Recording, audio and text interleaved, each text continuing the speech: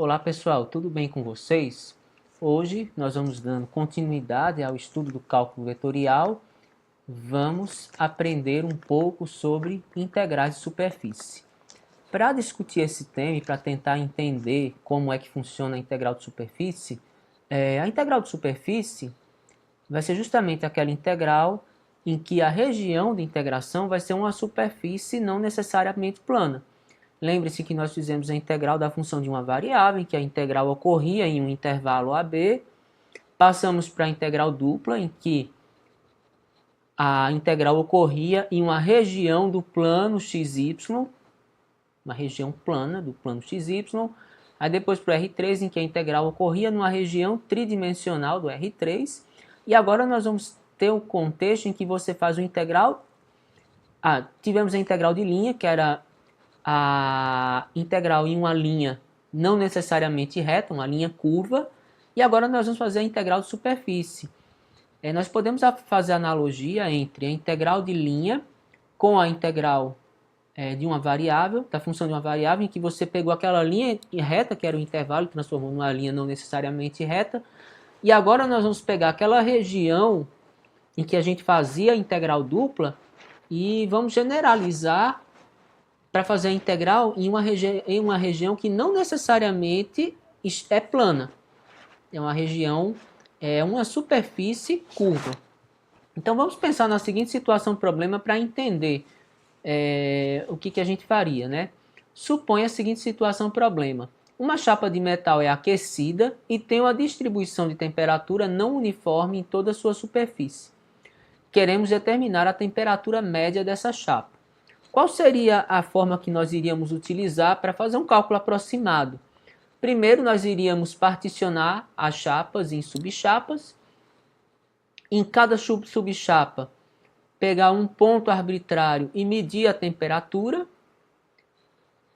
Nós iríamos pegar e somar os produtos das áreas de cada subchapa pela temperatura no ponto arbitrário escolhido, né? E aí, quando nós fizéssemos essa soma, a gente teria o quê? A soma de toda a temperatura, uma aproximação para a soma de toda a temperatura na chapa.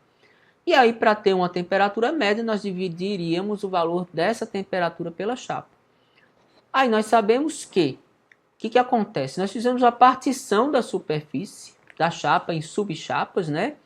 E aí você tem uma ideia correspondente a uma soma de Riemann, né? Então vamos tentar colocar de uma maneira mais formal agora, né? Suponha que a temperatura da chapa é uma função de 3 variáveis em cada ponto da superfície. Cada ponto da superfície é um ponto de uma região do espaço, x, y, z, e em cada ponto tem uma temperatura. A chapa tem um formato na superfície, então nós particionamos S em subchapas, delta S e J, escolhemos a temperatura em cada ponto arbitrário P e J de cada retalho S e J. Calculamos a soma das temperaturas em todos os pontos da superfície, fazendo o quê? A soma da temperatura num ponto do retalho vezes a área desse retalho. E aí, quando nós tomamos os limites, né, com o número de partições aí tendendo ao infinito, ou o número da menor partição tendendo a zero, nós temos uma passagem similar à integral.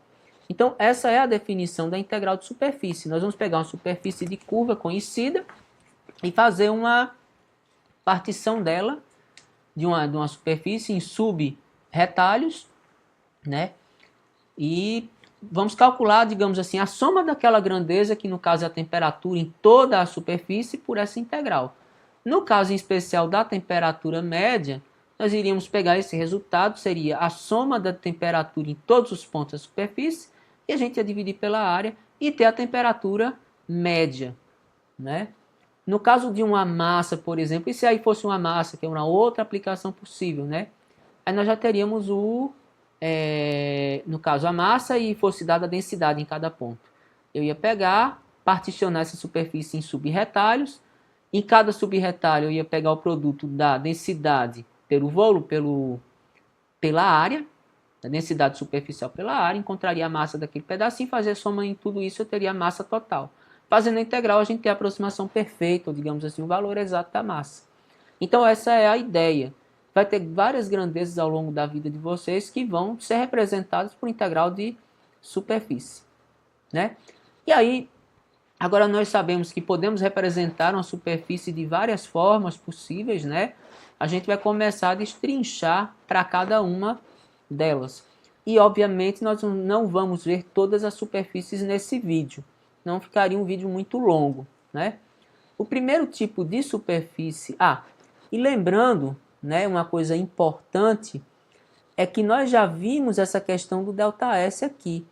A primeira vez que a gente viu isso foi lá na aula 4, né, quando nós estávamos calculando áreas de superfície, né, e nós aproximamos a área do subretalho que tem aqui, né, do pedacinho de superfície pela área de um paralelogramo gerado através de um plano tangente, que dá o produto do vetor A pelo vetor B, onde esse vetor A e B tem relação com o quê? Com as derivadas parciais na direção x e na direção y, né?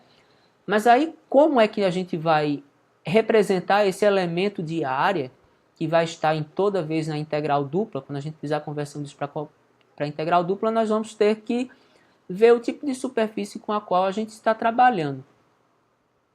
Então, o primeiro caso, né, são as superfícies do tipo G de xy. Então, você tem Z em função de x e y. Então, seja Z, S do tipo Z, G de xy, pertencente a D, e suponha inicialmente que D é um retângulo.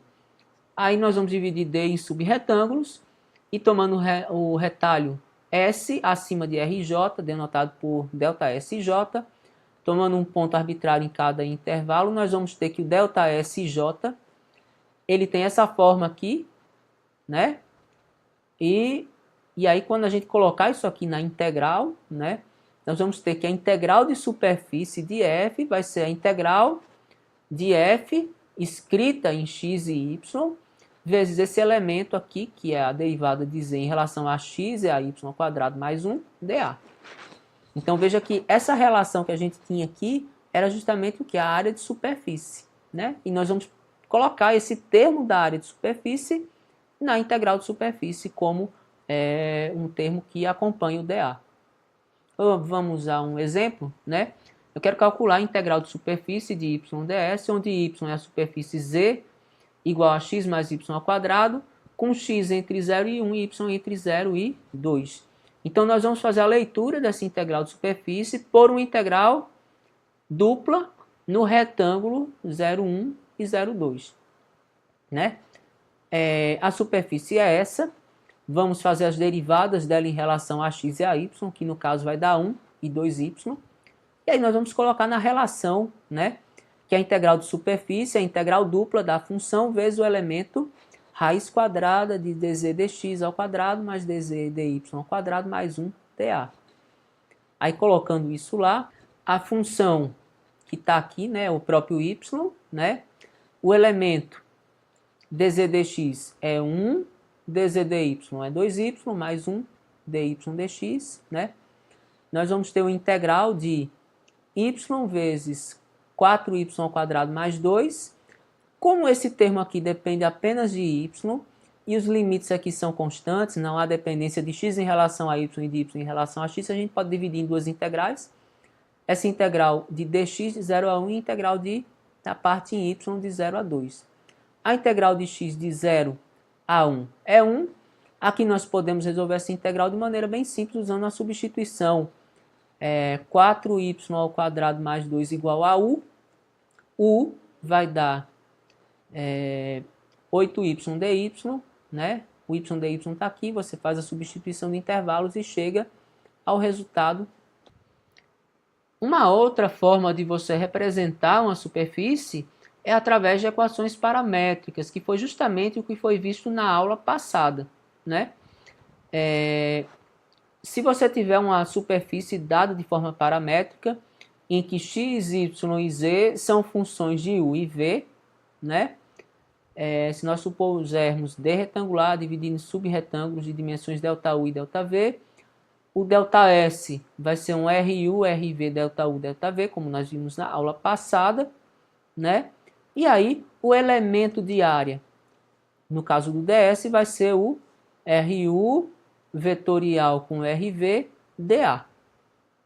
Né? Então, lembrando que a integral do módulo do produto vetorial de RU por RV é justamente a área de uma superfície escrita de forma paramétrica. Vamos usar um exemplo, né? Eu quero calcular a integral de superfície de x ao quadrado, onde essa é a esfera de raio 1. Bom, em se tratando de um problema em que você tem uma esfera, a primeira coisa que a gente tem que fazer é parametrizar essa esfera, porque eu quero resolver usando coordenadas paramétricas, né? E aí eu vou parametrizar essa esfera, lembrando das coordenadas esféricas, né? E aí, como a esfera é só a casca, né? O raio, nesse caso, é 1. Quando eu estou calculando integral tripla, o raio vai de 0 a 1, porque eu vou estar cobrindo toda a superfície interna da esfera. No caso aqui, na parametrização da esfera, os pontos da esfera todos distam 1 da origem. Né? Então, você vai ter x é cosseno de θ seno φ, y é seno de θ seno φ e z é cosseno de φ. Vamos calcular as derivadas de r em relação a θ e a φ. Aqui a derivada de cosseno de θ é menos seno de θ. Seno de φ é constante em relação a θ. A derivada de seno de θ é cosseno de θ. Seno de φ permanece inalterado. E a derivada de cosseno de φ é zero. Em relação a φ, a derivada de seno de φ é cosseno de φ, né? Cosseno de φ. E a derivada de cosseno de φ menos seno de φ. Agora eu vou fazer o produto vetorial, né? É só resolver o determinante. Temos ele aqui, né? Aí nós vamos calcular o módulo desse produto vetorial, né? Colocando todos os termos aqui, né? Então nós calculamos o módulo do produto vetorial, tá aqui, né? É só fazer a expressão, né? Levar os termos aqui ao quadrado, fazer as devidas simplificações. Chegamos então que o módulo do produto vetorial é seno de φ. E aí, quando nós colocamos na integral de superfície, né, ele vai aparecer como um pré-fator aqui do dA, né? Então nós vamos escrever, no caso, a função que tem aqui na integral em função de rθ, que vai dar o cosseno de θ mais seno de φ ao quadrado. O módulo do produto vetorial é seno de φ, dφ dθ. E os limites, né? A gente não colocou aqui escrito, mas os limites de φ e θ são φ 0 a π e θ 0 a 2π, quando você usa coordenadas esféricas, né? E aí, fazendo novamente, temos uma integral aqui que dá para separar, porque φ e θ não estão em funções que podem ser separadas por um produto, e não há dependência em relação de um em relação ao outro aqui nos limites de integração. Os limites de integração são constantes. E aí eu posso fazer uma integral de cosseno ao quadrado de θ, e aqui o seno ao quadrado de θ com seno de φ dá seno ao cubo de φ dφ, né? Para resolver o cosseno ao quadrado, é só lembrar que cosseno ao quadrado é 1 mais cosseno de 2θ sobre 2. Para resolver o seno ao cubo, é só lembrar que seno ao quadrado é 1 menos cosseno ao quadrado de φ, né? Nesse primeiro termo, integrando aqui vai dar θ sobre 2, e a integral de cosseno de 2θ é seno de 2θ, então fica seno de 2θ sobre 4. E aqui eu posso fazer uma substituição, chamando u igual a cosseno de φ, então vai ficar 1 menos u ao quadrado. Se u é cosseno de φ, du vai dar menos seno de φ dφ, então seno de φ dφ é menos du. Quando cosseno é igual a zero, ou quando φ é igual a zero, o cosseno é 1, e quando φ é π, o cosseno é menos 1, e aí nós vamos ter uma integral aqui bem simplesinha de ser resolvida. Quando você fizer todas essas contas, né, você vai chegar em 4/3. Então essa é a integral dupla de x ao quadrado ds na esfera unitária. Nós temos outros tipos de superfície para abordar, mas para o vídeo não ficar muito longo, a gente vai parar por aqui, né? E aí no próximo vídeo nós teremos outros tipos de superfície. Bons estudos e até logo!